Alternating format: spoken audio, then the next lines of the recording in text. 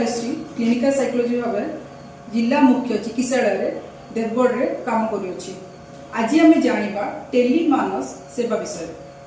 आपण किंबा आपण परिवार जदि कहीं मानसिक चिंता भय दुख किंबा अन्य कौन मानसिक चापर पीड़ित अच्छा ताहले चिंता करंतु नहीं। भारत सरकार मानसिक स्वास्थ्य सेवा जोटा आम कहूचे टेलीमानस सेवा माध्यम आपण घरे बसी 1441 को कॉल कले मानसिक स्वास्थ्य विशेषज्ञ सहित आपण कथा ही पारिबे एवं से माने आपन को उचित परामर्श दे पारिबे।